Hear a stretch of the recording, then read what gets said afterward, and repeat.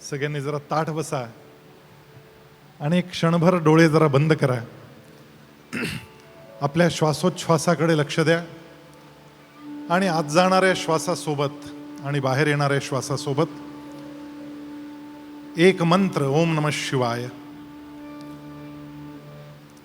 ताठ बसणं फार महत्वाचं. ताठ बसल्याशिवाय आपला डायफ्राम खाली जात नाही, फुफ्फुसं पूर्णपणे उघडत नाहीत आणि आपल्याला जी एकाग्रता साधायची आहे ती साधताच येत नाही. त्यामुळे ताठ बसून डोळे बंद करा.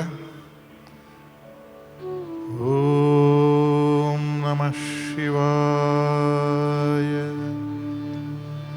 ओम नमः शिवाय. ओम नमः शिवाय. ओम नमः शिवाय. ओम नमः शिवाय. ओम नमः शिवाय. ओम नमः शिवाय. ओम नमः शिवाय. ओम नमः शिवाय. ओम नमः शिवाय. ओम नमः शिवाय. ओम नमः शिवाय.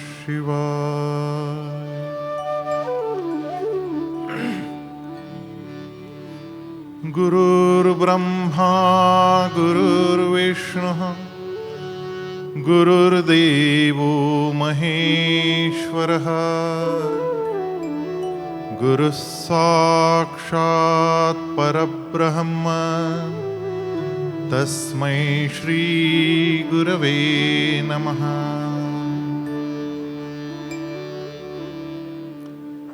परमश्रद्धेय स्वामी गोविंददेव गिरीजी महाराज यांच्या सूक्ष्म उपस्थितीला प्रणाम करतो.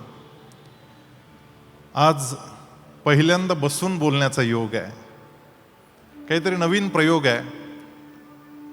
आणि मागच्या वर्षी आपण पहिला आणि दुसरा अध्याय याचं चिंतन ऐकलं. आज तिसरा अध्याय आणि उद्या चौथा अध्याय, असे 2 अध्याय ज्ञानेश्वरीचे आपण पाहणार आहोत. आज या ठिकाणी राजस्थान युवक मंडळ, त्याचे सर्व पदाधिकारी जे अतिशय आग्रहानं, स्नेहानं, प्रेमानं ही 2 दिवसीय व्याख्यानमाला गीतेच्या विषयावर 9 वर्ष करण्याचा संकल्प करून सातत्यानं आग्रही राहतात. त्यांना वंदन करतो, त्यांचं अभिनंदन करतो. आज या ठिकाणी माझी आई ललिता देवी मालपाणी, माझ्या काकू सुवर्णा काकी मालपाणी, ज्यांनी भगवद्गीता मला शिकवली. आज श्रोत्यांमध्ये आदरणीय श्री भगवंतरावजी मोरे साहेब आलेले आहेत, त्यांचंही स्वागत आणि वंदन करतो. आज पहिल्यांदाच संगीताच्या साथीनं गाणं येत नसताना पण मला जसं जमेल तसं सांभाळून घ्या असं त्यांना सांगून या सगळ्या ज्येष्ठ कलावंतांच्या सोबत मी बसणार आहे. आणि तुम्ही सगळे ही श्रवण भक्ती करणार आहात. ज्ञानेश्वरी जी मूळ ज्ञानेश्वरी आहे ती प्राकृत भाषेमध्ये आहे. त्यातले बहुतांश शब्द हे संस्कृतमधून आहेत आणि त्यामुळे अनेक वेळा अनेक शब्दांना अडायला होतं, कळत नाही.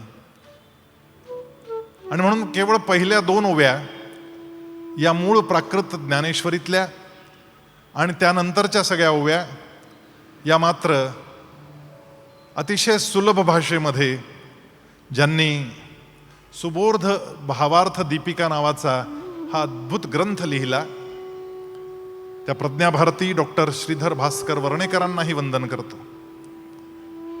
पहिले 2 श्लोक 2 ओव्या या ज्ञानेश्वरीतल्या.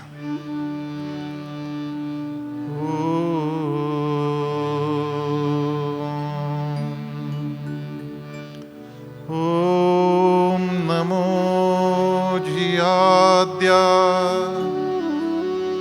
वेद प्रतिपाद्या जय जय स्वसंवेद्या आत्मरूपा देवातुचि गणेषु सकलमति प्रकाशु म्हणे निवृत्तिदासु अवधारिजोजी.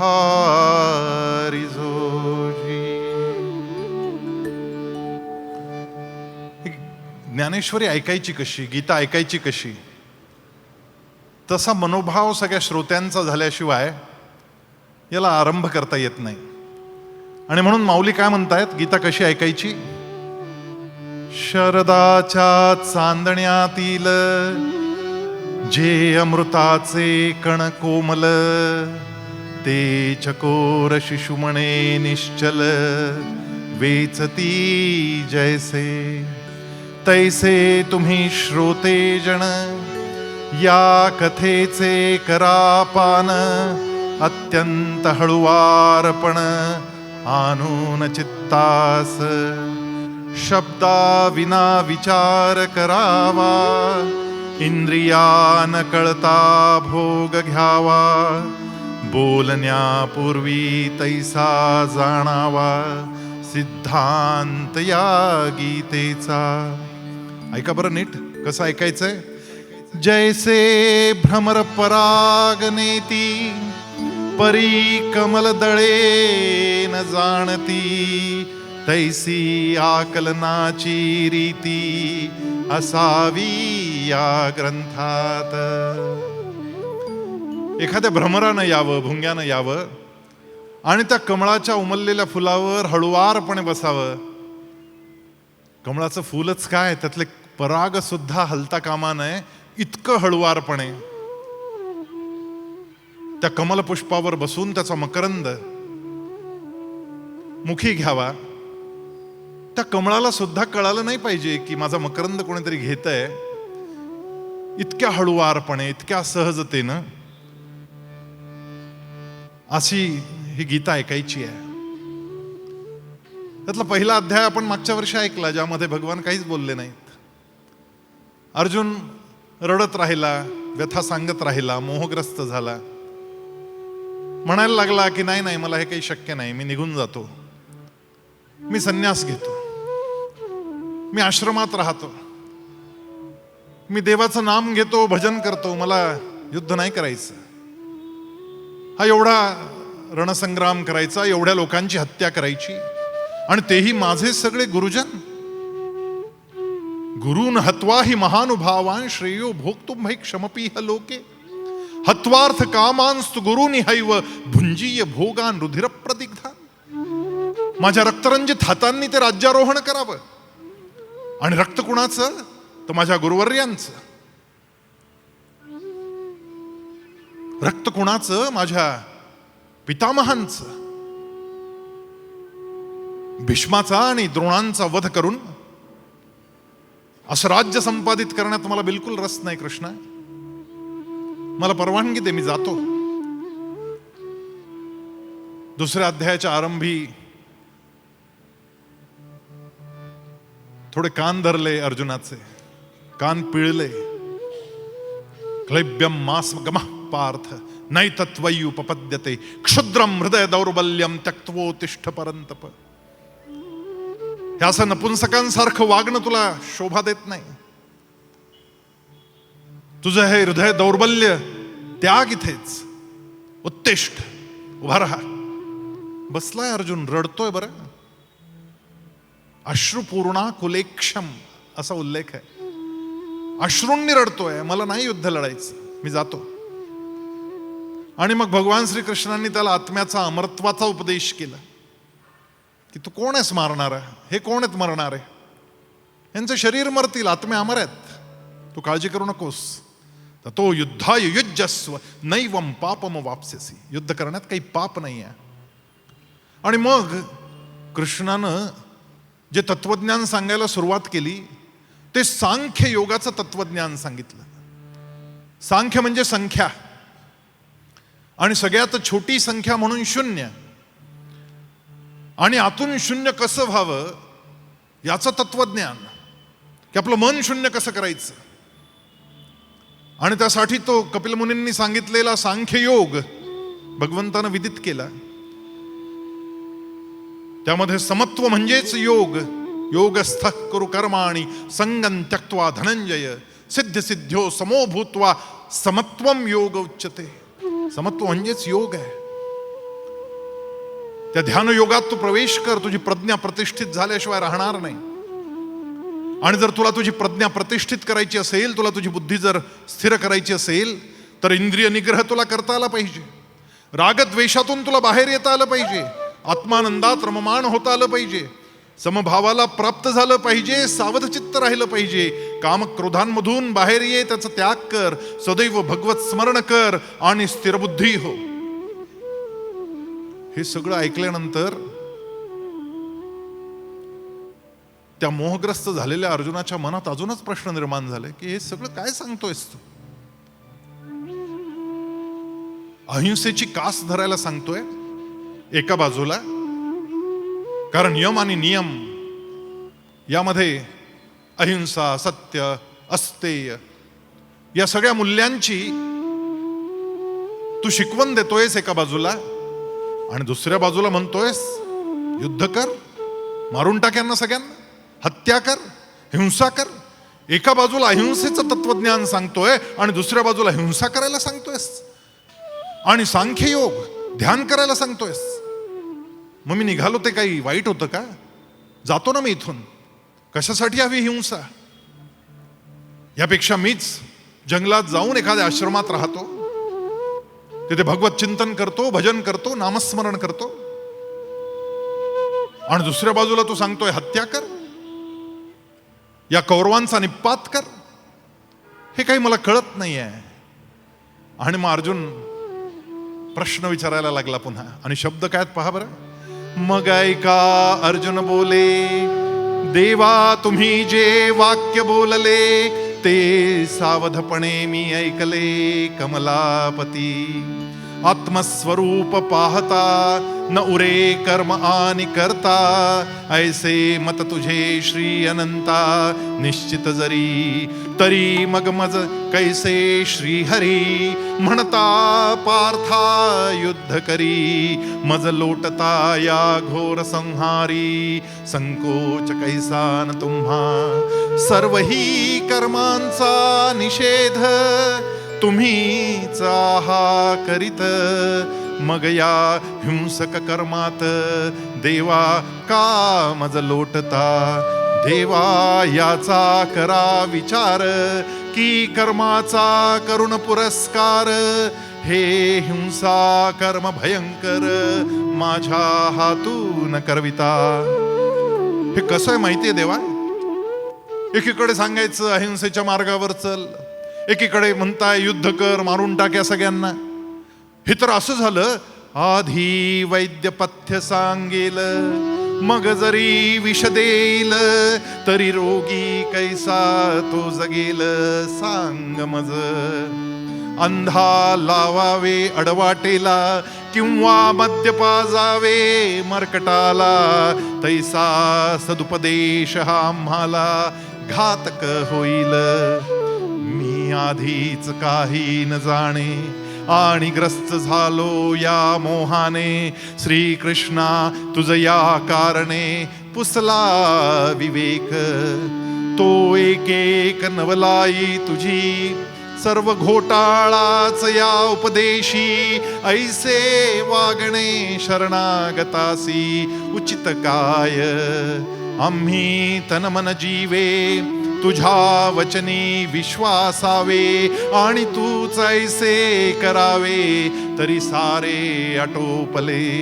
किंवा काय मज फसविता की ध्वन्यर्थे तत्व सांगता. याचे अनुमान करता न कळे काही. देवा काय फसवतोय की काय मला तो? एकीकडे हे सांगतोय, दुसरीकडे हे सांगतोयस, मारायला सांगतोयस. आणि म्हणतो अहिंसेची कास धर, सांख्ययोग कर, ध्यानयोग कर. या युद्धात बाण चालवायला सांगतोयस, शरवर्षा करायला सांगतोयस. आणि माझे बाण तुला माहिती आहेत, ते काही साधे सोपे बाण नाहीत. यापूर्वी अनेक वेळा या कौरवांना हरवलंय, पण त्यावेळेस माहित होतं की यांना मारायचं नाहीये. अरे आम्ही ज्या वेळेस विराट नगरीमध्ये अज्ञातवासात होतो ना, त्यावेळेस त्या कीचकाचा वध झाला आणि त्या अनुकीचकांना मारून टाकलं गेलं.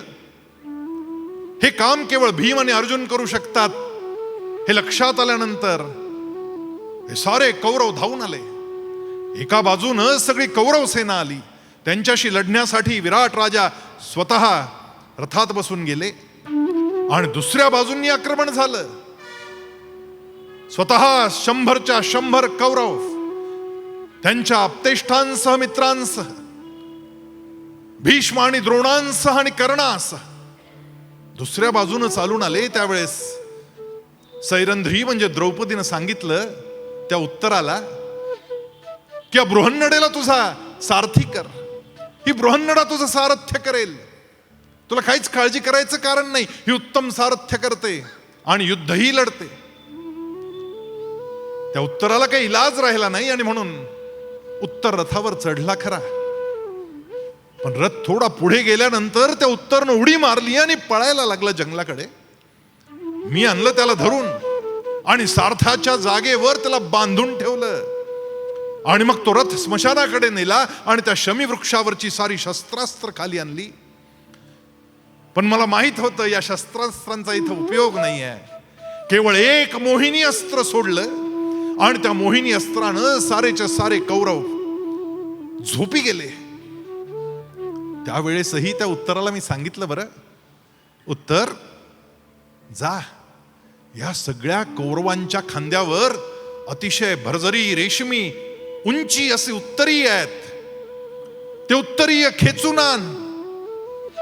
तुझी बहीण आहे ना उत्तरा, तिच्या बाहुल्या आहेत, तिच्या बाहुल्यांना छान छान कपडे करायला ही वस्त्र कामाला येतील.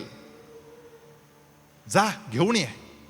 पण एक लक्षात ठेव बरं उत्तर, 2 माणसं तिकडे झोपलेली आहेत ना, त्यांच्या दाढ्या पांढऱ्या आहेत. त्या पांढऱ्या दाढीवाल्या दोघांना मात्र हात नाही लावायचा. का? उत्तरानं विचारलं, काय कारण आहे? हे 2 असे कोण आहेत? अरे उत्तर, एक माझे पितामह आहेत भीष्म, ज्यांनी मला अंगा खांद्यावर खेळवलेले. आमचे बाबा आम्हाला लाभलेच नाहीत. आमच्या वडिलांच्या जागी आम्हाला तेच आहेत, आमचे सगळे हट्ट पुरवणारे पितामह भीष्म. त्यांच्या उत्तरी याला हात लावू नकोस बरं. आणि दुसरे, ज्यांनी मला धनुष्य कसं धरायचं, प्रत्यंचा कशी ताणायची, शरवर्षा कशी करायची, हे ज्यांनी मला शिकवलं ते द्रोणाचार्य आहेत. दुसरे तेही झोपलेत, त्यांना हात लावू नकोस बरं. बाकीच्यांचे सगळ्यांचे उत्तरीय ओढून आण, उत्तरेला देऊ, फार खुश होईल ती. एकदा नाही अनेकदा या कौरवांचा निपात केला, पराभव केला. पण आजचं रण काही साधारण नाही आहे. आज हे महायुद्ध आहे आणि या महायुद्धामध्ये यांचे प्राण घ्यावे लागणार आहेत. हे कसं शक्य आहे? ज्यांनी हाताचा पाळणा करून झुलवलं मला, त्यांच्यावर बाण चालवू. म्हणून ऐका देवा, आता गुढ अर्थन बोलावा, मज विवेक सांगावा, सरळ भाषेत करण्या मातेचे स्तनपान, वेळे अवेळेचे बंधन, आपत्यास नसे जाण कदापिही. मला माहिती आहे युद्धाचा प्रसंग आहे, माझ्या भरोशावर ही सगळी 7 औक्षोहिणी सेना मागं उभी आहे, माहिती आहे मला. ही काही वेळ नाही तुला विचारायची. पण कृष्णा, अरे जे नेमतं बाळ असतं ना, त्या बाळाला आईचं जर दूध प्यायचं असेल तर ते स्तन्य मागण्यासाठी तो वेळे काळेचं भान नाही पाळत. रात्री बेरात्री कधीही टाहो फोडतो. हट्ट करतो आणि दूध मागतो. मला तसाच समज. मला वेळेकाळेचं भान नाहीये, म्हणून मी विचारतोय, तुला सांगावं लागेल. हे सांख्य योग मला सांगितलास आणि एकीकडे युद्ध करायला सांगतोयस. अशानं हे युद्ध कसं होईल? माझ्या कल्याणाचं सांग. मला जे शक्य होईल तेच सांग. पण ते केल्यानं परलोकी देखील माझं स्थान निश्चित होईल असं काहीतरी निश्चित सांग. नाही तर इथे मारून टाकीन मी सगळे, आणि परलोकी गेल्यानंतर इथे मात्र शिक्षा सहन करावी लागेल, त्या घोर नरकात पडावं लागेल मला. हे असं कसं चालेल? या लोकी जमलं पाहिजे आणि परलोकही सिद्ध झाला पाहिजे असं तत्वज्ञान. तदेकं वद निश्चित्य येन श्रेयोहमाप्नुयाम. एक सांग, काहीतरी एक सांग. हे असं हे पण सांगतोयस ते पण सांगतोयस असं करू नकोस बाबा. आणि मग कृष्ण हसला. कृष्ण सदा हसतोय बरं. कृष्ण हसला आणि म्हणाला, तैसे देवा या वेळेस जे जे येईल इच्छेस ते ते पुसेन तुम्हास कृपानिधी. हे ऐकल्यानंतर कृष्ण बोलायला लागला. हे बोल ऐकता श्री अच्युत म्हणे होऊन विस्मित. अर्जुना अभिप्राय धन्यर्थयुक्त सांगितला मी. सांगता निष्काम कर्मयोग जो सांगितला ज्ञानयोग. आला सांगण्याचा प्रसंग म्हणूनच अर्जुना वीर श्रेष्ठा ऐक नीट. या दोन्ही निष्ठा जगात मजपासून झाल्या प्रकट अनादिसिद्ध.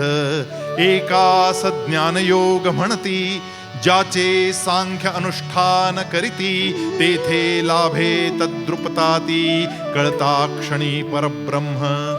दुसरा तो कर्मयोग जाण जेथे साधक जन निपुण. प्राप्त करती निर्वाण कालांतराने.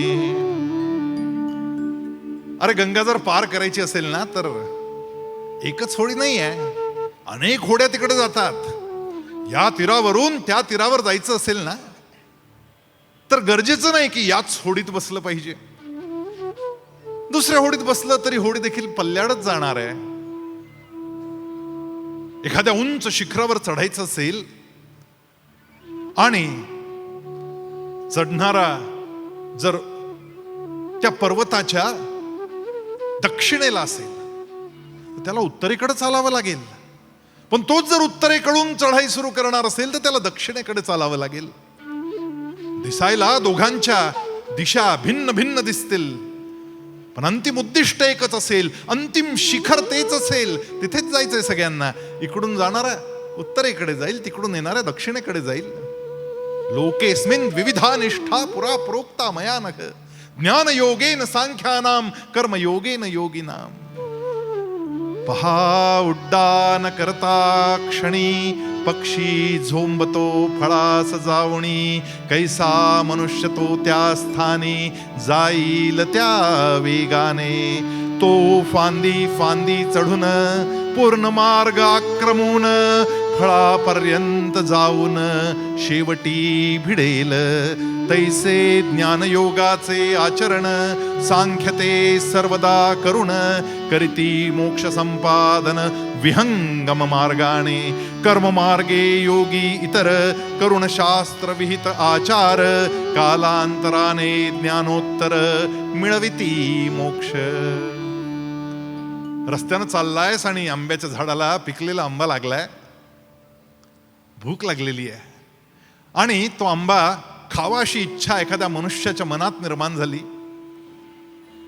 आणि तो विचार करायला लागला की त्या फांदीपर्यंत पोहोचायचं कसं. चढावं लागेल झाडावर. आणि हा विचार करत असताना दुसरा एखादा पक्षी यावा आणि त्यानं झेप घ्यावी त्या आंब्याकडं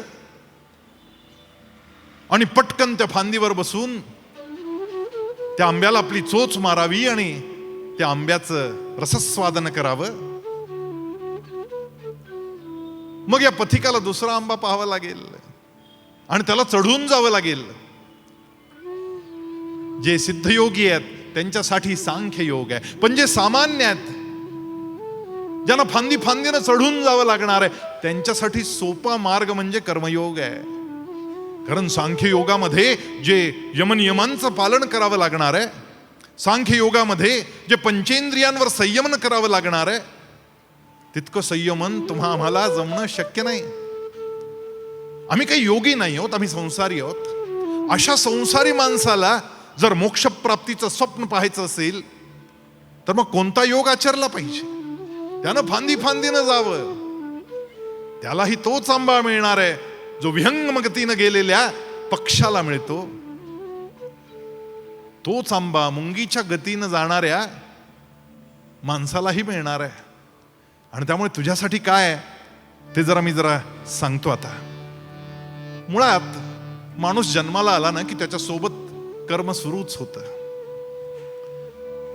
आईच्या गर्भातून बाळ बाहेर येतं आणि पहिला श्वास घेतं. हे जे श्वास घेणं आहे ना, हे पहिलं काम आहे त्याचं. जर नाही घेतला श्वास त्यानं तर डॉक्टर पायाला उलट धरून त्याच्या पाठीवर थपके मारतात आणि मग त्याचा पहिला श्वास येतो. इथून त्या कर्माला सुरुवात होते.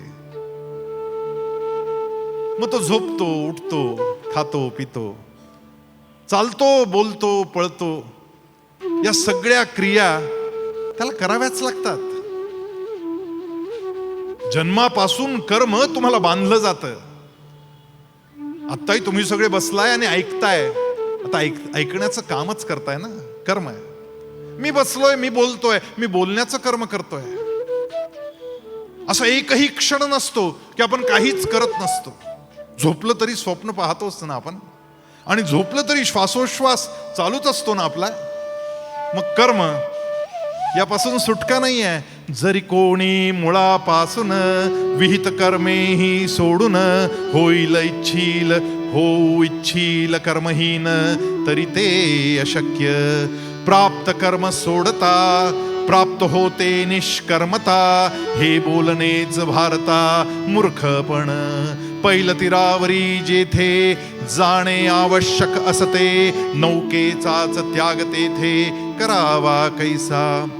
जोवरी प्रकृतीचे अधिष्ठान, तोवरी कर्म जे गुणाधीन, ते करतो सोडतो हे भाषण म्हणून अज्ञापनाचे. पहा विहित कर्म जे आपले, ते कंटाळून जरी सोडले, तरी काय स्वभाव लोपले इंद्रियांचे.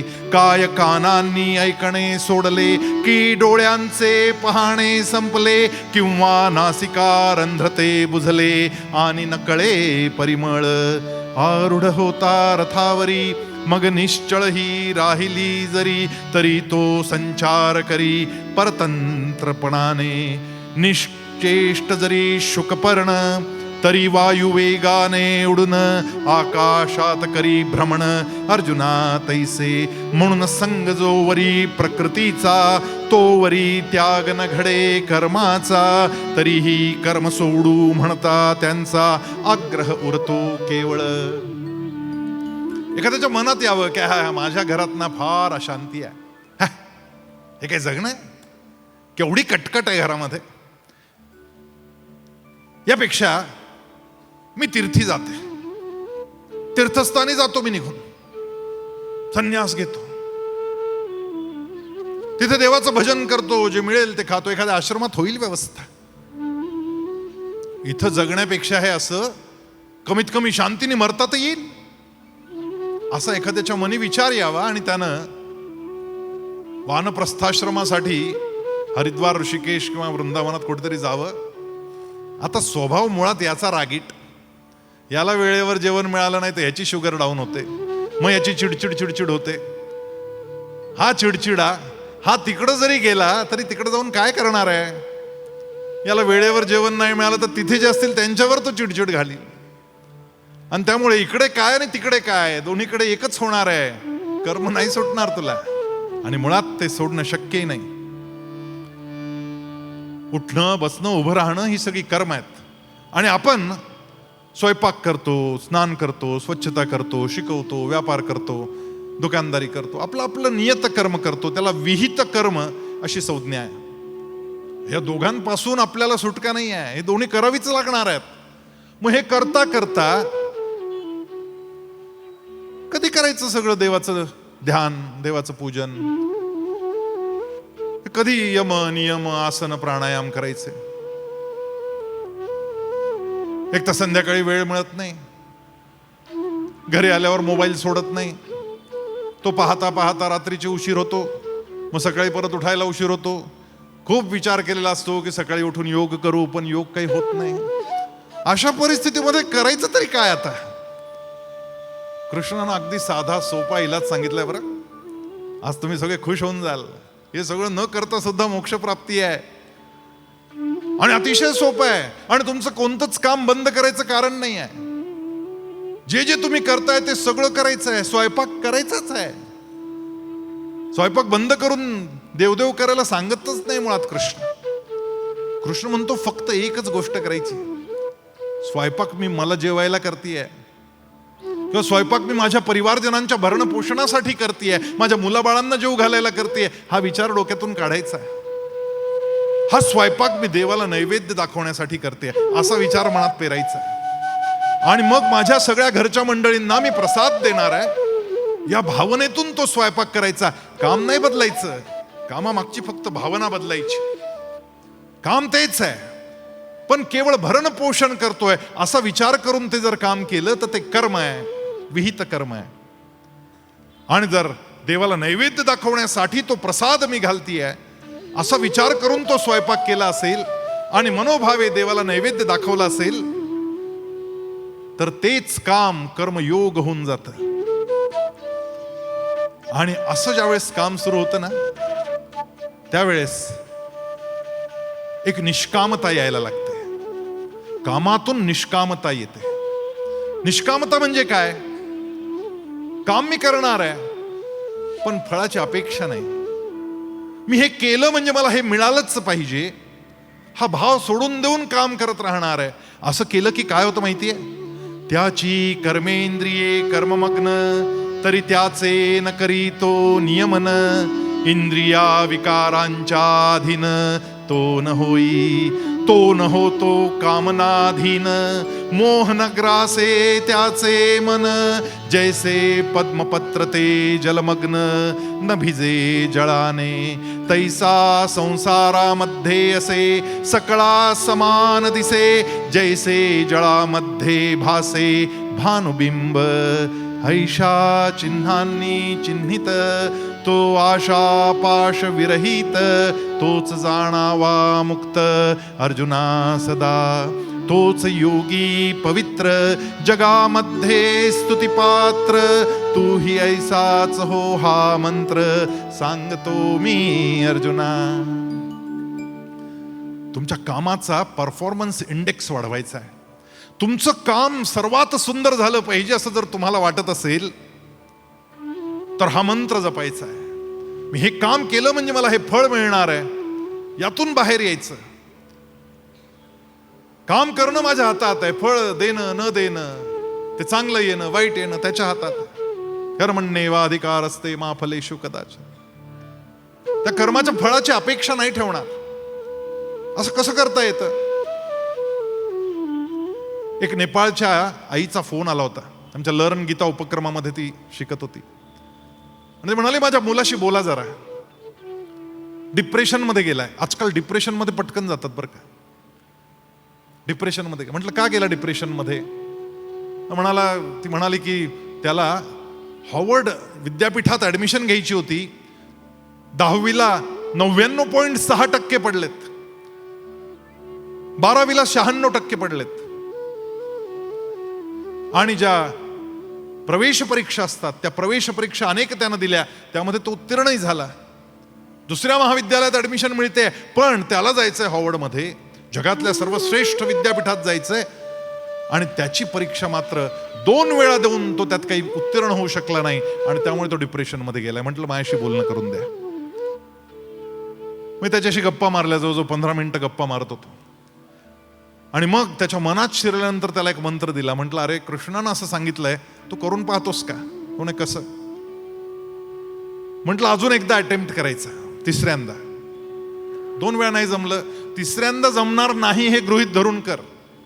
हे नाहीच जमणार तिसऱ्यांदाही. पण तो अभ्यास करत असताना अनेक विषय तुझ्या लक्षात येतील, त्यातून तुझं ज्ञान वाढेल. ते ज्ञान वाढवण्यासाठी म्हणून तो अभ्यास कर. त्या परीक्षेचा रिझल्ट काय यायचा तो येईल, त्याची नको काळजी कर. मी सांगतो म्हणून एक शेवटचा ट्राय कर. तू म्हणाला 15 दिवसांनी आहे परीक्षा.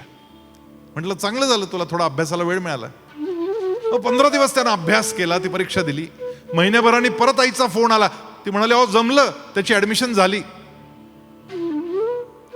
कसं जमलं? कारण जोपर्यंत डोक्यावर तो भार होता की मला ऍडमिशन मिळाली पाहिजे, त्या फलाकांक्षेचा डोक्यावर असणारा भार त्याचा परफॉर्मन्स डाऊन करत होता. ते टेन्शन होतं. टेन्शन मध्ये माणसाला चांगलं काम करता येत नाही. अटेन्शन मध्ये राहिलं पाहिजे, सजगतेनं काम केलं पाहिजे. टेन्शन घेऊन काम करण्यात काय पॉइंट आहे? आणि जो सहज गतीनं काम करतो की जे होईल ते होईल पाहू, पण प्रयत्न माझा 100% असला पाहिजे आणि फलाकांक्षा मात्र 0. यातून हेच झालं पाहिजे हे डोक्यातून काढून टाकायचं. असं ज्या वेळेस घडतं ना, त्यावेळेस आपला परफॉर्मन्स इंडेक्स हा वर गेल्याशिवाय राहत नाही. कारण आपण मोकळेपणानं काम करतो. तोच योगी पवित्र. भगवान सांगतायत जैसे पद्मपत्र ते जलमग्न न भिजे जळाने. पाण्यानं ते कमळाचं पान भिजत नाही, आहे पाण्यात पण तरी अलिप्त आहे. जसं भानुबिंब म्हणजे सूर्याचं बिंब दिसावं पाण्यामध्ये, तसं. आणि असं ज्याला जमलं तोच योगी पवित्र, जगामध्ये स्तुतिपात्र. उगीच नाही छत्रपती शिवाजी महाराजांना श्रीमंत योगी म्हटलं. समर्थ रामदास स्वामी म्हणतात निश्चयाचा महामेरू, सकल जनांसी आधारू, अखंड स्थितीचा निर्धारू, श्रीमंत योगी. परोपकाराची राशी, उदंड घडती जयाशी, तयाचे गुणवैभवाशी तुलना कैसी. नरपती, हयपती, गजपती, गणपती, पुरंदर आणि शक्ती पृष्ठभागी, यशवंत, कीर्तिवंत, सामर्थ्यवंत, वर्धवंत, पुण्यवंत आणि जयवंत जाणता राजा. श्रीमंती आहे पण श्रीमंती असूनही योगी आहे. त्या श्रीमंतीची लिप्सा नाही, साधेपणा आहे. रायगडावरच्या महाराजांच्या महालाकडे जर पाहिलं तर केवढ्या छोट्या छोट्या खोलीत महाराज राहत होते. आणि त्याच वेळेस लाल किल्ल्यात चक्कर मारली, हे मुघल सम्राट स्वतःचे महाल कोणत्या पद्धतीनं बांधत होते. आणि हा काय फरक आहे, राजा असून देखील योग्यासारखा राहत होता आणि म्हणून श्रीमंत योगी अशी संज्ञा त्याला दिली. मुळात स्वतःसाठी नव्हतंच ना, जी प्रतिज्ञा घेतली तीच मुळात ही घेतली होती. हे रयतेचे राज्य व्हावे ही श्रींची इच्छा, माझं नाही आहे. हे रयतेचं राज्य आहे आणि रयतेचं राज्य व्हावं ही भगवंताची इच्छा आहे, म्हणून मी करतोय. आणि त्यामुळे लाल महालाच्या वेढ्यामध्ये जायला संकोच नाही वाटला, भीती नाही वाटली. त्या अफजल खानाचा कोथळा काढताना हात थरथरले नाहीत. आणि आग्र्याला भेटीला जाताना पाय मागे वळले नाहीत. तो धीरोदात्तपणा एखाद्या योग्याला हवा की मृत्यूला सुद्धा घाबरत नाही. म्हणून श्रीमंत योगी. त्यामुळे कामं करावीच लागणार आहेत. फक्त ती कामं अशी निर्लेपपणे कशी करता येतील, म्हणून जे जे कर्म उचित आणि यथावसर प्राप्त ते होऊन हेतू रहित आचरावे. पार्था आणि कही एक तुझ ठाऊक नाही कौतुक, की ऐसे कर्म हे संसार मोचक सहज होते. पहा जो अधिकारानुसार करतो स्वधर्माचा आचार, त्याच्या आचारे मोक्षद्वार निश्चित उघडे. बापा जे स्वधर्माचरण तोच जाणावा नित्ययज्ञ, तदनुसार करता वर्तन न लागे पाप. म्हणून स्वधर्मानुष्ठान तेच अखंड यज्ञ याजन, जो करतो त्यास बंधन काहीच न घडे. तुला फक्त दृष्टी बदलायची आहे कामाकडची, विचार बदलायचा आहे, मनाचा भाव बदलायचा आहे. काम तेच, काम नाही बदलायचं. फक्त ते काम करत असताना मनाचा भाव बदलायचा. किती सोपं आहे. एक पैशाचा खर्च नाही, 1 मिनिट वेगळा वेळ द्यायचं कारण नाही. जे चाललंय तेच करायचं आहे. पण चालत असताना मनात भाव असला पाहिजे की अरे निघालो, प्रदक्षिणा करतोय मी.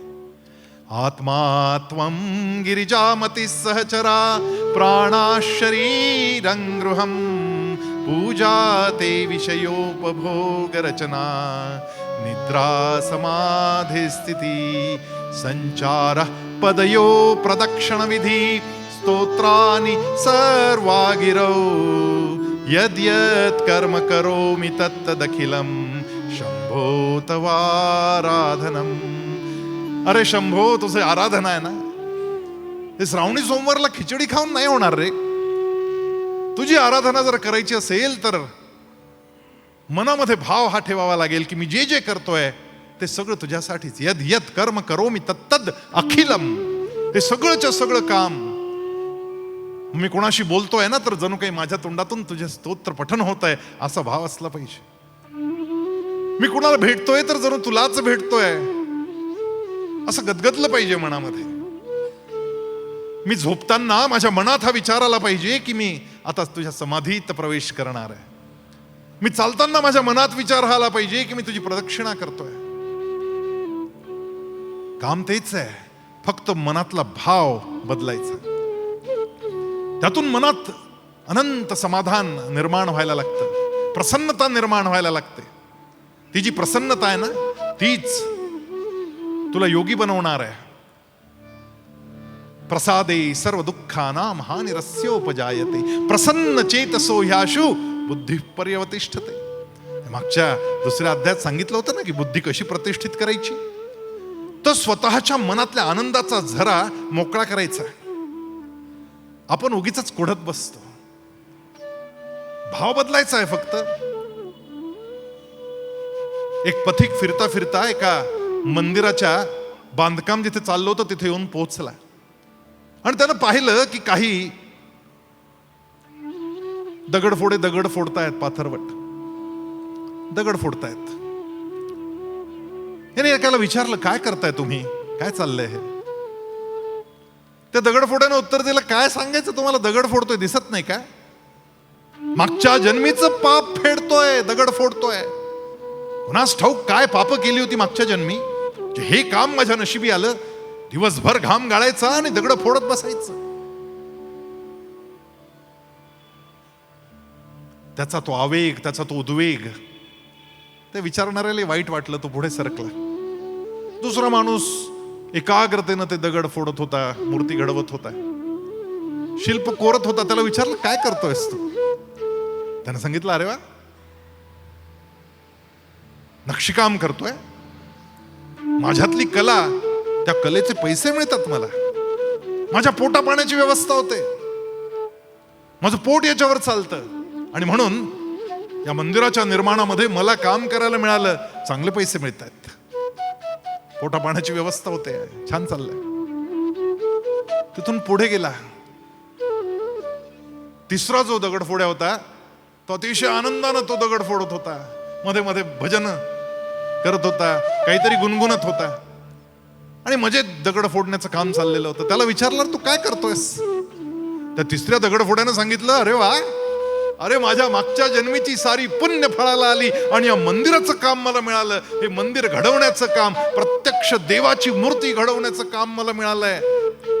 या देवाची प्राणप्रतिष्ठा होईल, या देवाची पूजा अर्चा होईल. केवढं भाग्य, केवढं भाग्य हातांना लाभलं. मागच्या जन्मीची सारी पुण्य फळाला आली. काम एकच, दगड फोडण्याचं, पण भाव मात्र प्रत्येकाचा वेगळा. यातला जो पहिला आहे ना, तो अनेक रोगराई होऊन मरणार हे निश्चित आहे. दुसरा आहे ना, तो जगेल 70-75 वर्ष. आणि तिसरा शतायुषी होईल यात शंकाच नाही काही. त्याला रोग स्पर्श करणार नाहीत, कारण आतून आनंदाचा खळखळता झरा नियमित वाहतोय आणि जे काही काम करतोय ती पूजा आहे, हा भाव त्याच्या मनात आहे. असा भाव जर मनात आला, केवळ भाव बदलला की त्या कामाचा कर्मयोग होतो. ते कर्मयोग होऊन जात. आपलं प्रत्येक काम देवाची उपासना असली पाहिजे. तो यज्ञच होतो. यज्ञार्थात कर्मणोन्यत्र लोकोयम कर्मबंधनः तदर्थम कर्म कौंतेय मुक्त संग समाचर. मुक्तीची आकांक्षा करतोय ना, मग तुला अशा पद्धतीनं काम करता आलं पाहिजे. म्हणून स्वधर्मानुष्ठान तेच अखंड यज्ञ याजन. तेच यज्ञ आहे. जो करतो त्यास बंधन काहीच न घडे. तिची शबरी आहे ना, ती लहानशी शबरी मतंग ऋषींच्या आश्रमामध्ये आली. झाडलोट करायची, पाणी भरायची, फुलांच्या माळा गुंफायची, गुरुजींसाठी फळं आणायची, स्वयंपाक करायची, लाकडं गोळा करायची, जे पडेल ते काम करत होते. आणि एक दिवशी मतंग ऋषी निघाले समाधीस्थ व्हायला. म्हणाले, विचारा, तुम्हाला जो प्रश्न असेल मनात विचारा. एकेका शिष्यानं उठून उभं राहून प्रश्न विचारायला सुरुवात केली. कोणी वेदांचे प्रश्न विचारत होतं, कोणी उपनिषदांवर प्रश्न विचारत होतं, कोणी व्याकरणावर, कोणी शास्त्रांवर प्रश्न विचारत होतं. आणि मागे बसलेल्या शबरीची पाळी आली. मतंग ऋषींनी विचारलं, ए शबरी, तुला काही विचारायचं का? विचार. शेवटचा दिवस आहे, परत विचारायची संधी मिळणार नाही. ती आपली उभी राहिली, संकोचली. मला काय कळतं, मी काय विचारणार? अगं विचार विचार, तुझ्या मनात जे असेल ते विचाराच. मला एकच विचारायचं होतं. विचारू का? अगं विचार ना, विचार. गुरुजी मला एक सांगा, मला देव भेटेल का हो? आणि गुरुजी हसले हो. गुरुजी म्हणाले, अगं शबरी, तुला भेटायला तुझा राम इथंच येणार आहे. याच आश्रमामध्ये तुला भेटायला तुझा देव येणार आहे. ती नाचायलाच लागली. माझा राम, माझा देव मला इथे येणार भेटायला. मतंग ऋषी समाधीस्थ झाले. हळूहळू एक एक शिष्य आश्रम सोडून जायला लागला. एकटी शबरी उरली. छोटीशी शबरी, घनदाट अरण्य, त्या अरण्यातला तो आश्रम. सकाळी उठली आणि झाडू काढायला लागली. राम येणार आहे, अंगण स्वच्छ नको काय?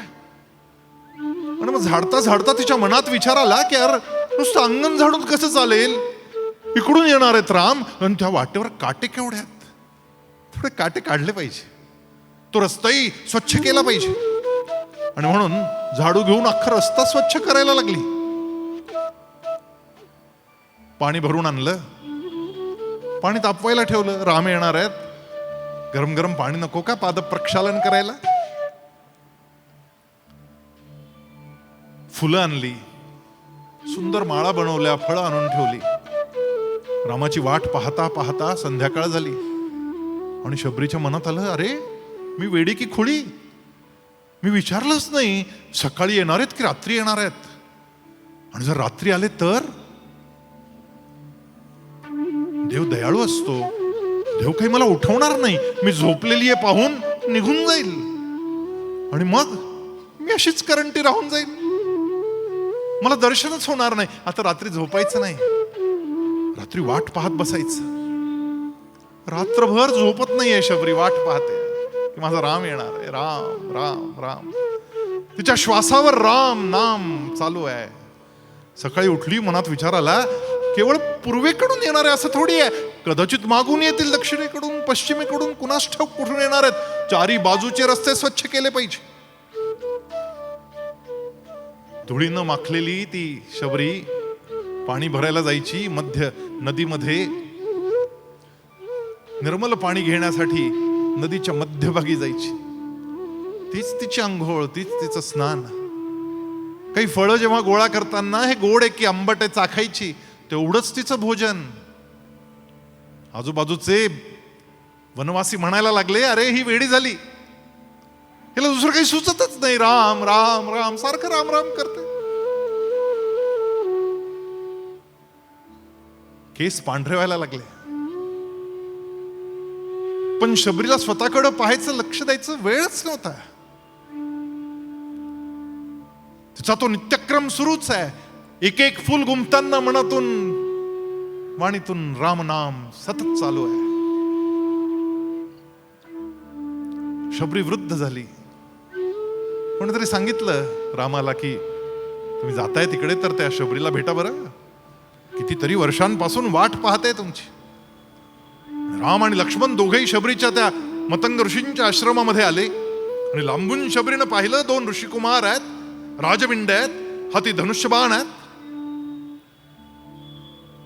तिनं स्वतःला चिमटा काढला. मी झोपेत तर नाही ना, कधी कधी डुलकी लागून जायची आणि मग एकदम स्वप्न पडायचं आणि खडबडून जागी व्हायची. जे चित्र वर्षानुवर्ष माझ्या मनात उमटायचं ते प्रत्यक्ष समोर साकारलंय. हे स्वप्न तर नाही ना. शबरी धावत निघाली अंगणापर्यंत, थांबली, परत स्वतःला चिमटा काढते, पाहते मी जे पाहते ती सत्य आहे की स्वप्न आहे. राम मंद मंद स्मित हास्य करतायत. शबरी आत यायला सांगशील ना. तो मंजूळ आवाज ऐकला आणि शबरी अजूनच पुढे पळाली. रामाच्या पायावर मस्तक टेकवलं. घळघळ घळघळ अश्रू व्हायला लागले. ते बिंदू, अश्रुबिंदू रामाच्या पायावर पडतायत. रामानं शबरीला हळूवार उठवलं. अगं आत यायला सांगणार की नाही? अरे मी विसरलेच रामा. आत या, बसा ना इथे, बसा ना. मी आसन मांडून ठेवलंय तुमचं. वर्षानुवर्ष आसन मांडते शबरी. मी गरम पाणी आणते. अगं शबरी त्याची गरज नाही ग, गरज नाही त्याची. झालं माझं पाद प्रक्षालन. नाही गरम पाण्यानं. अगं ते गरमच अश्रू होते ना, ते माझ्या पायावर पडले. आता वेगळ्या पाद प्रक्षालनाची आवश्यकता काय? शबरी घाईघाईनं फळं घेऊन आली. अनेक प्रकारची फळं आहेत, नुसती बोरं नाही आहेत, अनेक प्रकारची आहेत. आणि ती काय अशी कुरतडलेली वगैरे फळं नाही, चांगली फळं आहेत. पण ज्या हातांनी खायची त्याच हातांनी तोडायची, म्हणून त्याला उष्ट म्हणायचं. एवढंच. रामासोबत शबरी अमर झाली. तिनं विचारलं, रामा मला भक्ती काय ते समजावून सांगा ना जरा. राम हसायलाच लागले. म्हणजे तुला भक्ती समजावून सांगायची? नाही ना, मला काहीच कळत नाही. मी खूप लहान होते तेव्हा गुरुजी गेले, मला काही कळालंच नाही. अगं तू जे जे केलं ना ती सगळी भक्तीच. तू झाडू काढायचीस ना माझ्यासाठी, तू फळं आणायची माझ्यासाठी, तू फुलं तोडायची माझ्यासाठी, तू पाणी भरायची माझ्यासाठी. तुझं उठणं, बसणं, झोपणं, जागं राहणं केवळ माझ्यासाठी. यापेक्षा वेगळी काय भक्ती असते? नाही मला नाही कळत, सांगा ना मला भक्ती. आणि मग नवधा भक्तीचा उपदेश केला प्रत्यक्ष रामानं शबरीला. माझ्या मनात संशय आला की हे एवढी ती महान संत आहे, भक्त आहे, अशा शबरीला भक्तीचा उपदेश रामानं करावा. मी स्वामीजींना विचारलं, म्हटलं काय भानगड आहे, असं कसा उपदेश केला? स्वामीजी म्हणाले, तो उपदेश शबरीसाठी नव्हता. तिथे अनेक वनवासी जे जमा झाले, गोळा झाले, ते ऐकत होते संवाद, त्यांना कळावा म्हणून तो उपदेश दिला. पण तो उपदेश म्हणजे शबरीला दिलेलं मानपत्र होतं की अशी शबरी तू भक्ती केली आहेस, या 9च्या 9 विधांनी तू भक्ती केली आहेस. ती श्रवण भक्ती, ती पादसेवन भक्ती, ती आत्मनिवेदन भक्ती, त्या सगळ्या भक्ती तुझ्यामध्ये तंतोतंत उतरल्या आहेत. तू स्वतःच भक्तीचं एक रूप आहे. असं आपलं प्रत्येक काम भगवंतासाठी ते यज्ञ होतं. मागचा यज्ञ काय? आपल्याला शबरी सारखंही जमणार नाही. मागचा यज्ञ काय? आजचा यज्ञ आहे समय यज्ञ. हे काही चांगलं काम कुठं चाललं असेल तर मी जावं आणि माझा वेळ त्या ठिकाणी द्यावा. माझ्याकडे काहीतरी कौशल्य आहे, त्याचा कोणताही परतावा न घेता ते कौशल्य मी कुणाला तरी द्यावं, विद्यार्थ्यांमध्ये वाटावं. तो कौशल्य यज्ञ आहे. माझ्याकडे अतिरिक्त पैसा आहे, अतिरिक्त ऊर्जा आहे, तो अतिरिक्त धन उत्तम कामासाठी द्यावं. माझ्याकडे सद्भाव आहे, काही जमलं नाही तर चालेल, किमान सद्भाव. इतरांविषयी माझ्या मनात कधी नकारात्मक भाव येणार नाहीत, कायम सद्भावच येतील. हा सद्भाव यज्ञ हा तर जमलाच पाहिजे ना. आपल्याला सवय लागली गॉसिप्सची, त्याचं वाईट बोल, याचं वाईट बोल, त्याशिवाय होत नाही आपल्याला.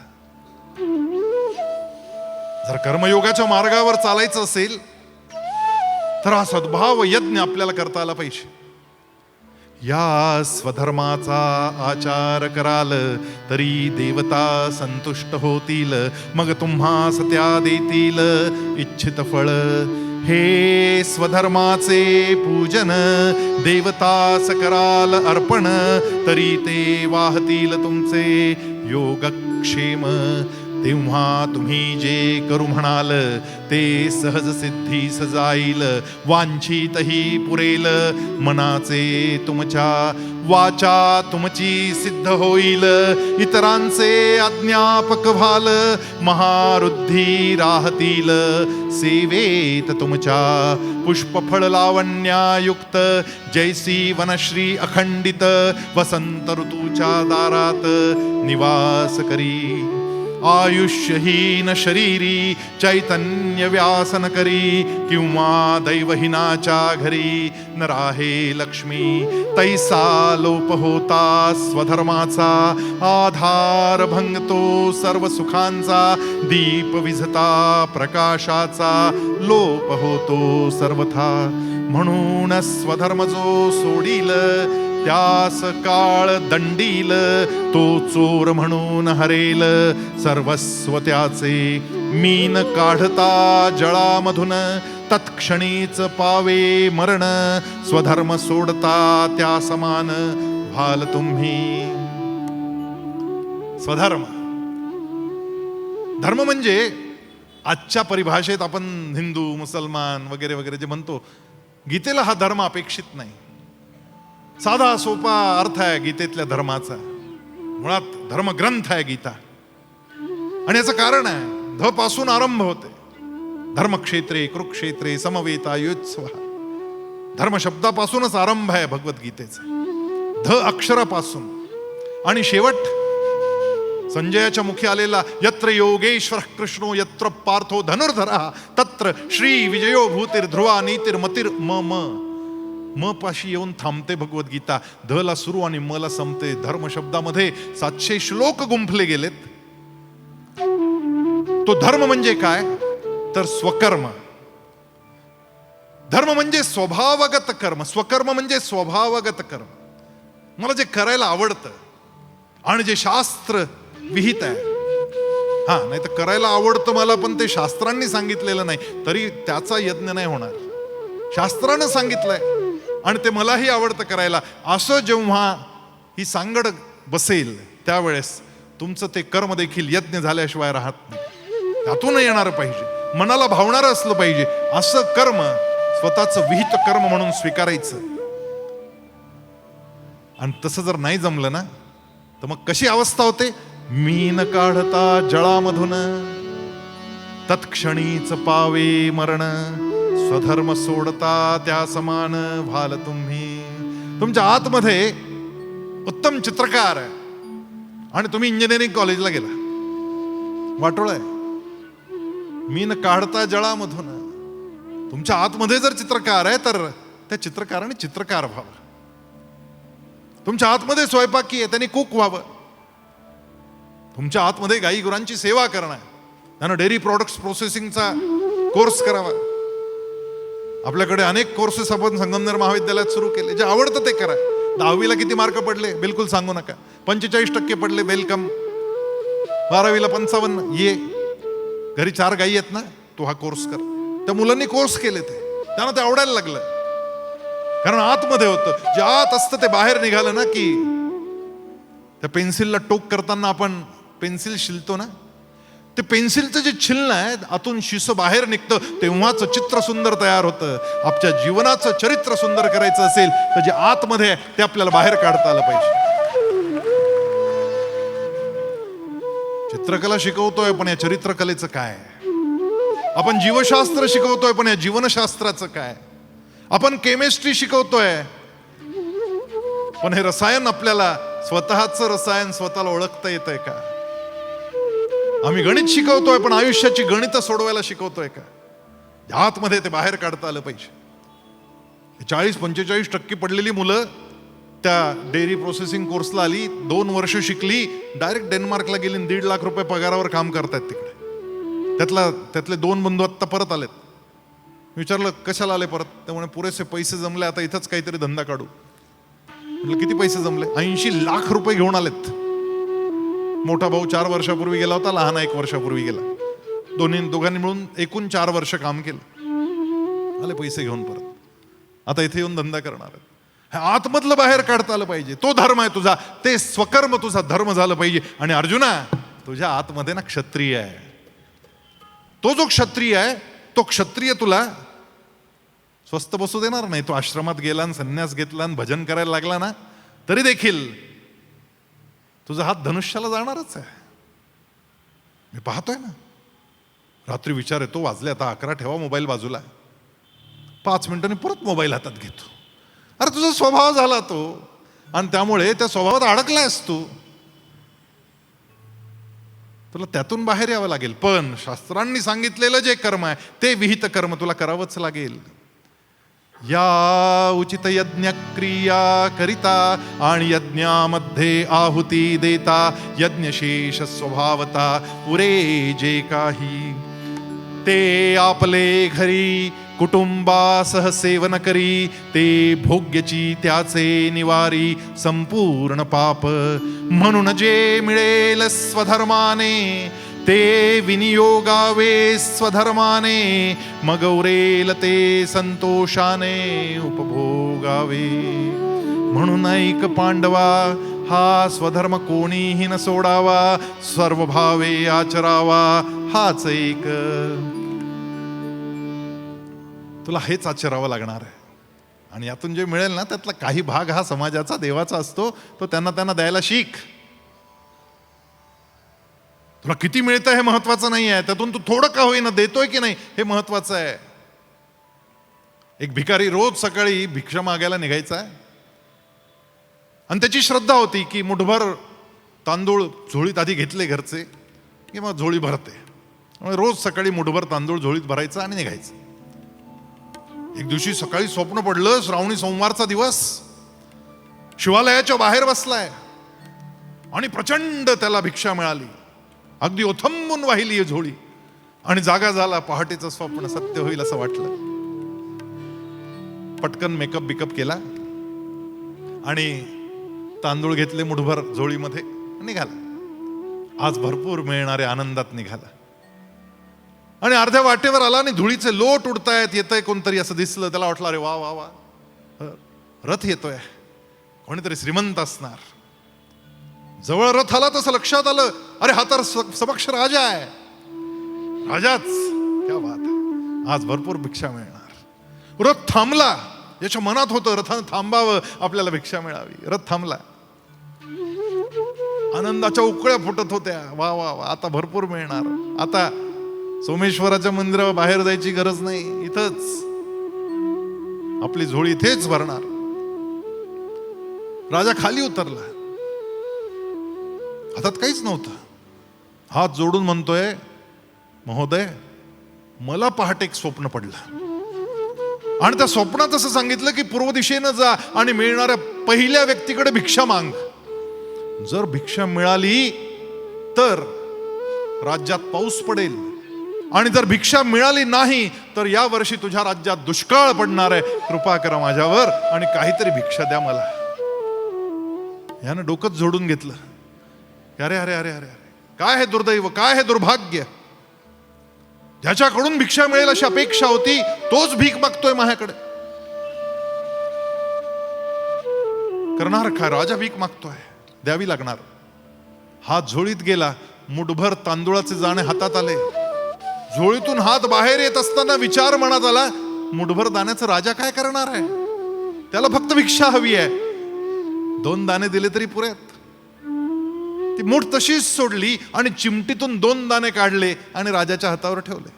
राजानं नमस्कार केला. 2 दाण्यांचा स्वीकार करून रथ उलटा फिरला. रथ निघून गेला.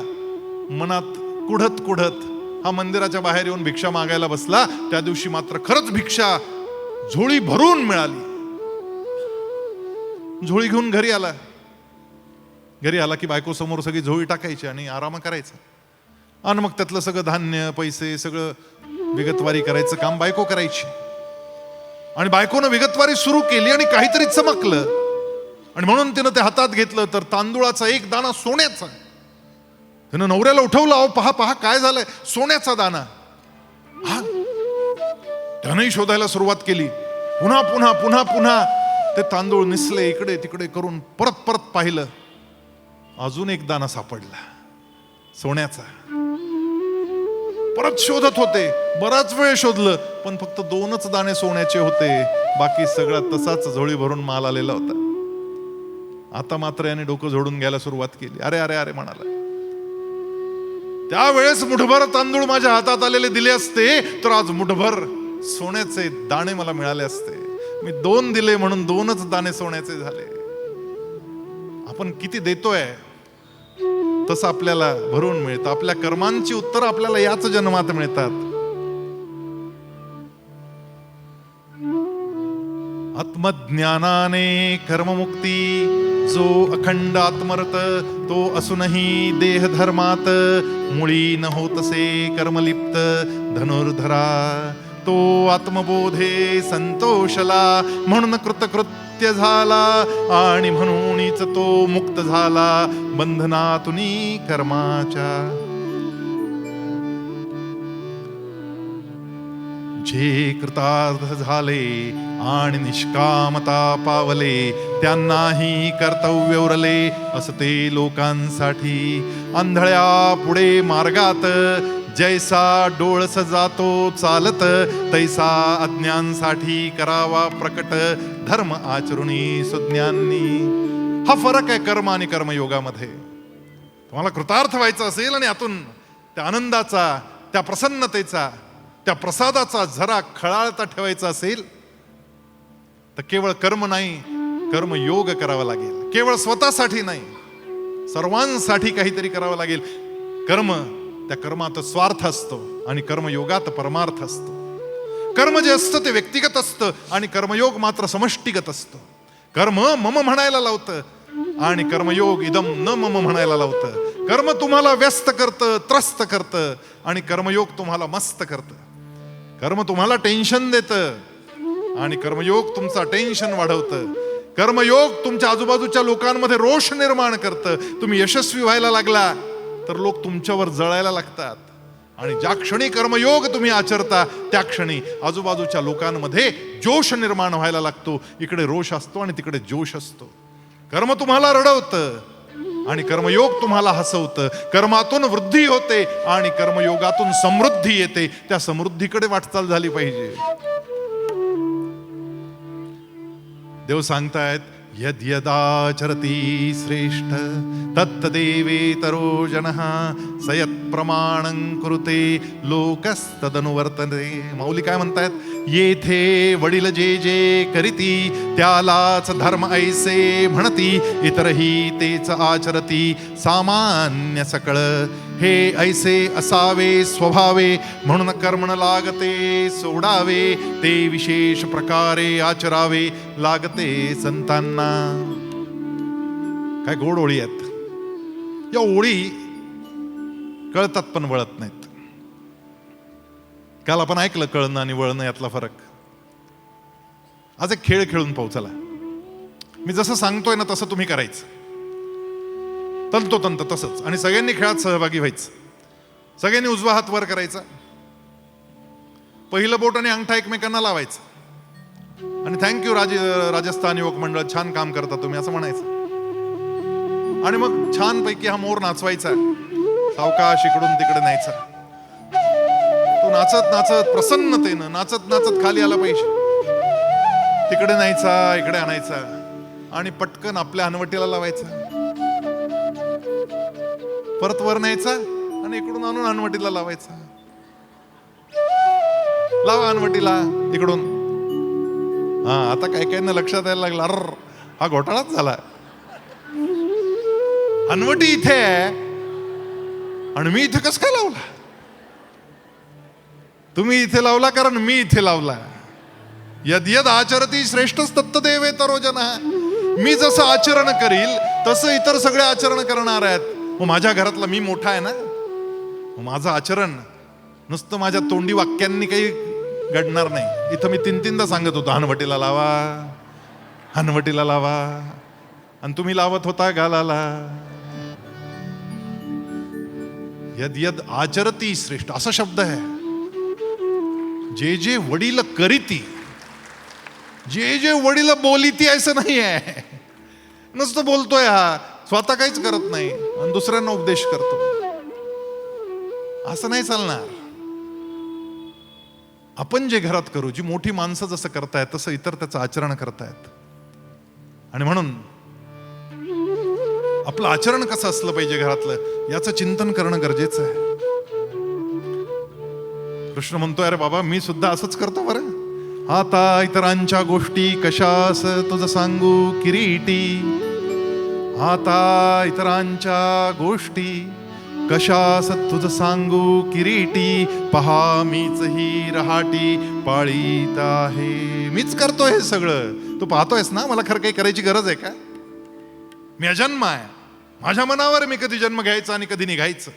आणि तरी सुद्धा लहानपणी गाई गुरं वळत फिरलो ना,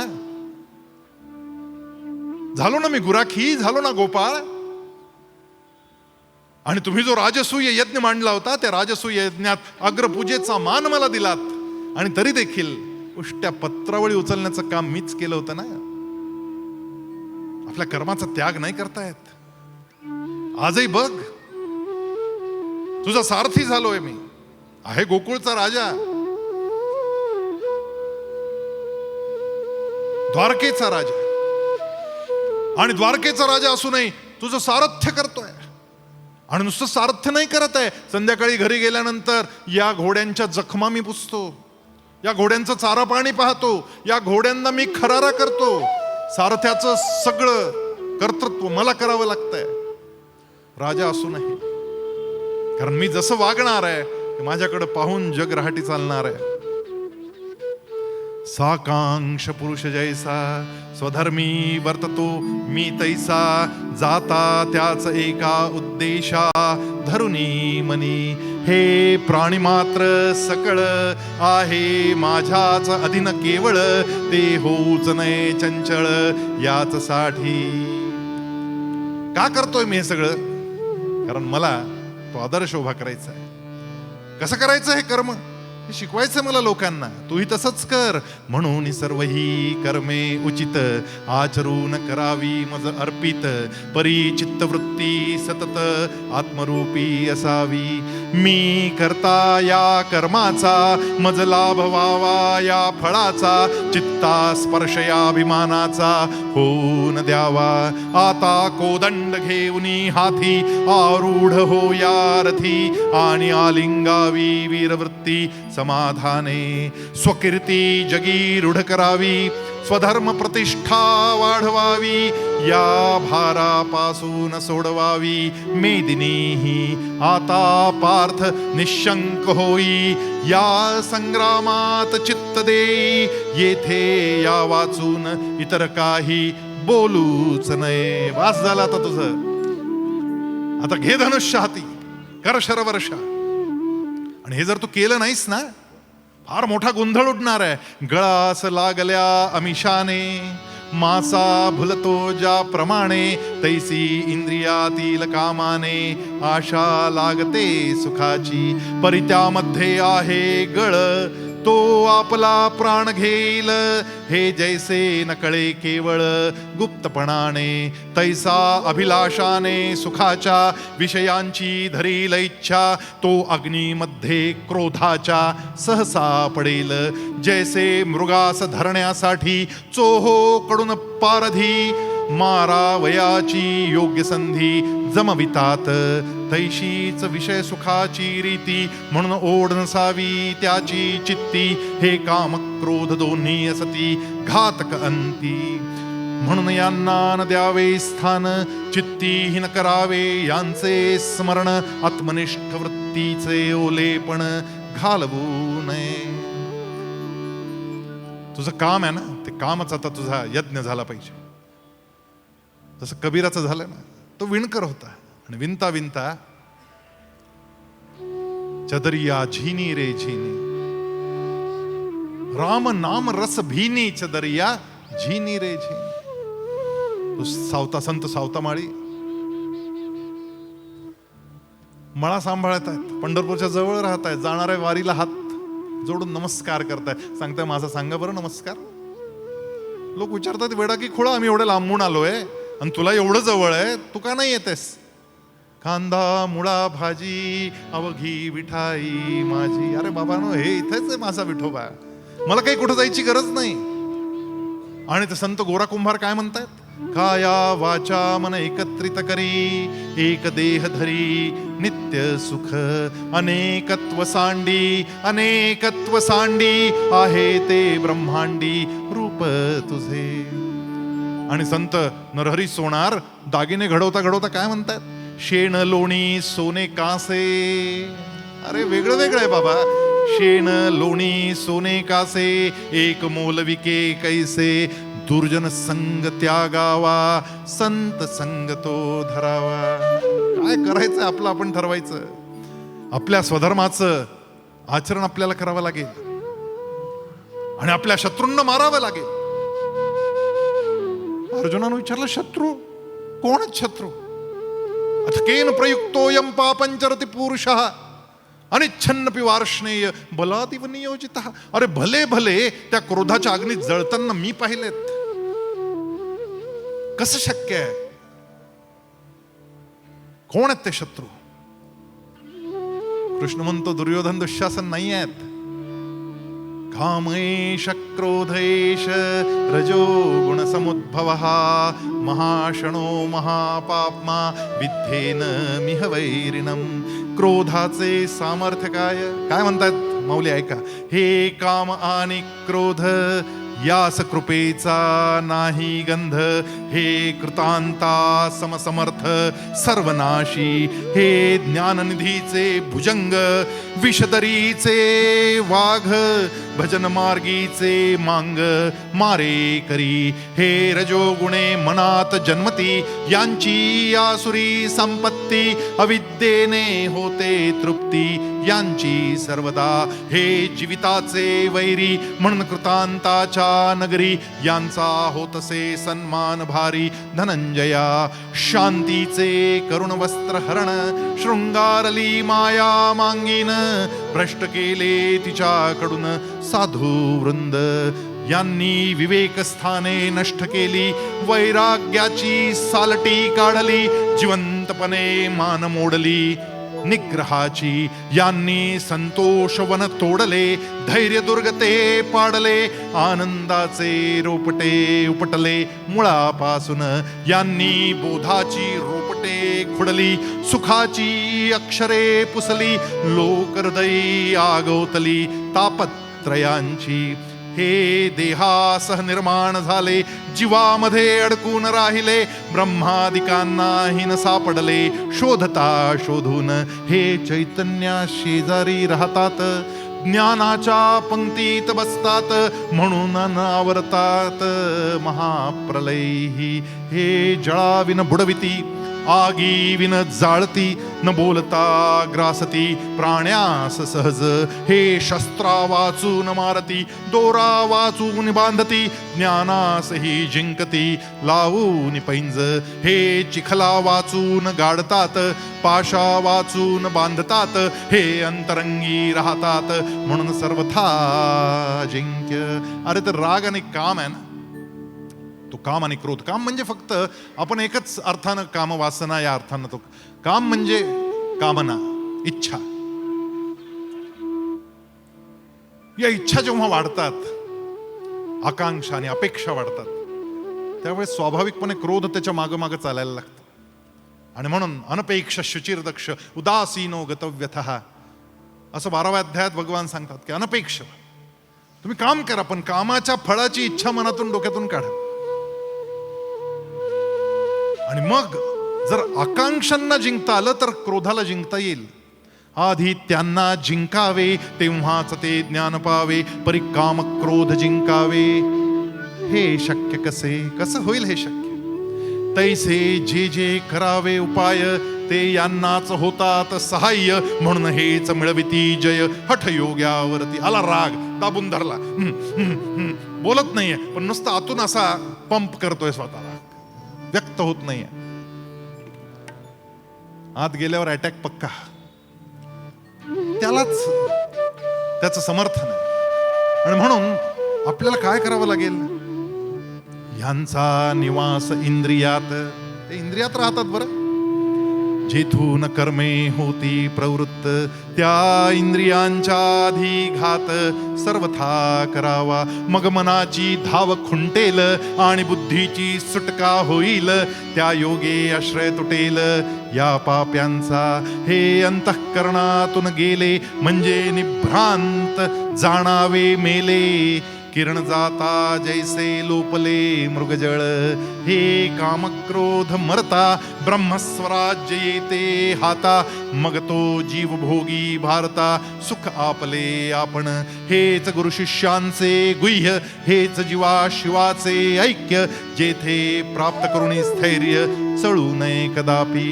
आता पुनरपि तो अनंत, सांगेल प्राचीन एक गोष्ट. कृष्णानं सांगितलंय रागावर नियंत्रण जे करायचं आहे ना, ते कसं करायचं? आला मनात राग दाटून आला किंवा तो अगदी ओतलाही गेला, त्याचा निचरा झाला, तुम्ही कोणावर तरी चिडला, भडकला, बोलला, अथवा तद्वा. फक्त रात्री झोपताना दिवसभरात किती वेळा माझ्या मनात राग आला त्याची संख्या मोजून काढायची.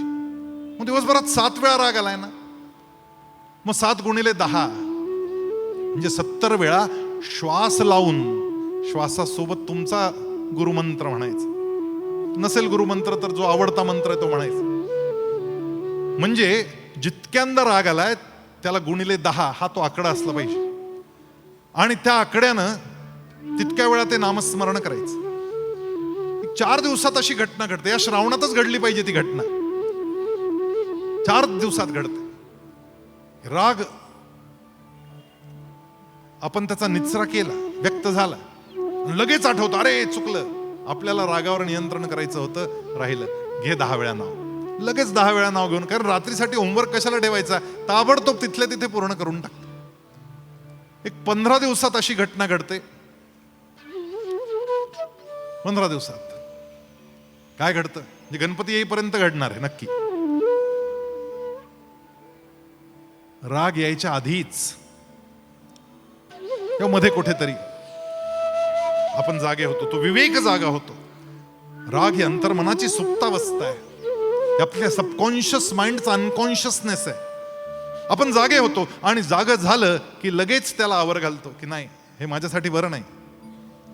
कृष्णानं सांगितलंय काम एष क्रोध एष रजोगुण समुद्भव महाशणो महापापमा विद्येन मिह वैरिणम. तुझे सगळ्यात मोठे वैरी हे आहेत, यांना आधी तू पराभूत केलं पाहिजेस.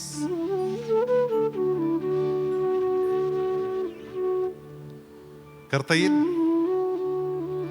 किती सोपा कर्मयोग आहे. काहीच करायचं नाहीये, फक्त मनातला भाव बदलायचा आहे. फक्त मनातला भाव बदलला की मी हे काम करतोय ना, हे त्याच्यासाठी करतोय. आज घरी गेल्यानंतर जेवायला बसाल, कोणीतरी तुमच्यासाठी स्वयंपाक करून ठेवलाय सुनबाईंनी. जेवताना मनात विचार आला पाहिजे की आता देवाला जेव घालतोय.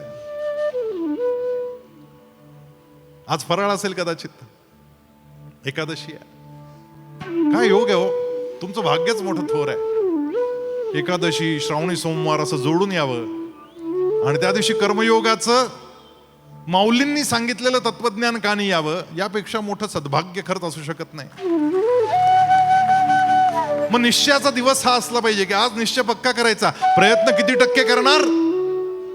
100%. म्हणा ना, प्रयत्न किती टक्के करणार? आणि मीपणा आणि अहंकार 0%. फार महत्वाचं आहे. हे मी केलं लगेच सांगायला जा, मी आता म्हणून झालं, नाही तर काय बाकीच्यांचा विषय नव्हता. काही केल्याचं पुण्य सगळं संपून जातं त्या मीपणात. मीपणा आधी विसर्जित झाला पाहिजे. प्रयत्न 100%, पण तो अहंकार जो आहे ना तो मात्र 0% आहे. समत्व 100% आणि क्रोध मात्र 0%. सजगता 100% आणि अपेक्षा मात्र 0%. फार मजा येते बरं. सोडून द्या अपेक्षा, काय नाही करायची. हा सुनबाई येईल आणि माझं पाहिल, काही नाही. लग्न लावून दिलं पोराचं, आपलं कर्तव्य संपलेलं आहे. तो जाणे, त्याची बायको जाणे. मला माझ्या पायावर शेवटपर्यंत उभं राहता पाहिजे, एवढा व्यायाम मला केला पाहिजे. माझा आहार विहार मला सांभाळायला पाहिजे. मी वाटेल तसं खाईल आणि मग चालायला मुश्किल झाल्यावर सुनबाईला म्हणाल दाब पाय, आणि ती नाही म्हणाल्यावर अपेक्षांचा भंग आणि वाटोळं. त्यापेक्षा नकोच. आपण आपलं समर्थ राहू. आपल्याला म्हातारपणी जे जे काही लागणार आहे ते सगळं आपल्याकडे व्यवस्थित ठेवून घ्यायचं आधी. तेवढं आपण आपलं पाहायचं, हातपाय चालतील एवढं सगळं सांभाळायचं. आणि मग जर एखाद दिवशी सुनबाई अगदी प्रेमानं शेजारी बसली आणि सासूबाई आज मी पाय चेपते तुमच्या, केवढा आनंद होईल. म्हणजे न चेपल्याचं दुःख प्रचंड होतं, आणि ज्या क्षणी अपेक्षा संपतात त्या क्षणी थोडंसं काही केलं तरी खूप आनंद होतो. त्या आनंदाचा झरा 100% प्रवाहित करण्याचा संकल्प करायचा आहे. आणि म्हणून पुरुषार्थ 100% आणि परिणामांची मालकी मात्र 0%. कर्तृत्व 100% आणि श्रेय मात्र 0%. असं आपल्याला करावं लागेल. आणि म्हणून सकाळी देवाला नमस्कार करून घराबाहेर पडताना किंवा आपली कामं सुरू करताना शांत व्हायचं, बसायचं, सावकाशीनं श्वास घ्यायचा, दीर्घ श्वास ताठ बसून, आणि 21 वेळा तो नामजप श्वासासोबत करायचा. आणि मग देवाला सांगायचं की आजचा दिवस तुझं काम करायला बाहेर पडतोय, मला शक्ती दे बरं, मला ताकद दे. चला आपण सगळेजण मिळून आत्ता ती प्रार्थना करूयात. उद्यापासून तुम्ही आपापल्या घरी मनातल्या मनात केली तरी चालेल. नाही प्रार्थना आली तर केवळ भाव प्रकट झाला तरी सुद्धा चालेल, कारण देव भावाचा भुकेला आहे. कर प्रणाम तेरे चरणों में, लगता हूँ अब तेरे काज, पालन करने को आज्ञा तव मैं नियुक्त होता हूँ आज. कर प्रणाम तेरे चरणों में, लगता हूँ अब तेरे काज, पालन करने को आज्ञा तव मैं नियुक्त होता हूँ आज. अंतर में स्थित रह कर मेरे बागडोर पकड़े रहना, निपट निरंकुश चंचल मन को सावधान करते रहना. अंतर्यामी को अंतस्थित देख सशंकित होवे मन, पाप वासना उठते ही हो नाश लाज से वह जल भुन. जीवों का कलरव जो दिन भर सुनने में मेरे आवे, तेरा ही गुणगान जान मन प्रमुदित हो अति सुख पावे. तू ही है सर्वत्र व्याप्त हरि, तू ही है सर्वत्र व्याप्त हरि, तुझ में यह सारा संसार. इसी भावना से अंतर भर मिलूं सभी से तुझे निहार. प्रतिपल निज इंद्रिय समूह से, प्रतिपल निज इंद्रिय समूह से, जो कुछ भी आचार करूं, केवल तुझे रिझाने को बस, केवल तुझे रिझाने को माँ तेरा ही व्यवहार करूं.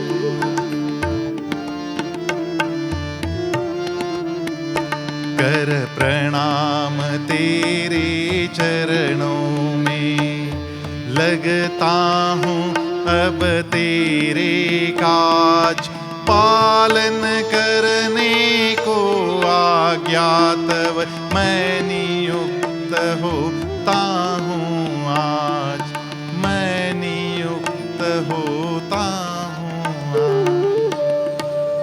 बोला पुंडलीक वरदे हरी विठ्ठल, श्री ज्ञानदेव तुकाराम पंढरीनाथ महाराज की जय.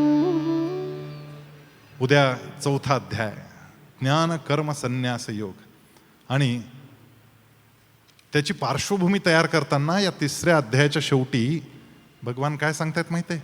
आता पुनरपी तो अनंत सांगेल प्राचीन एक गोष्ट, मग तेथे पंडुसुत करील प्रश्न, ऐसी त्या कथेची योग्यता आणि अत्यंत रसिकता, की श्रोत्यास लाभेल ऐकता श्रवण सुखाचा काळ.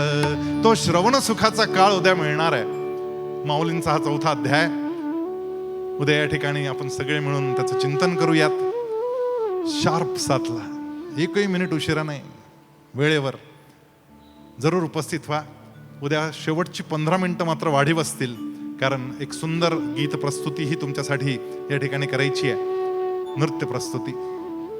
जरूर या सगळेजण तुमची वाट पाहणार आहे. जय श्री कृष्ण.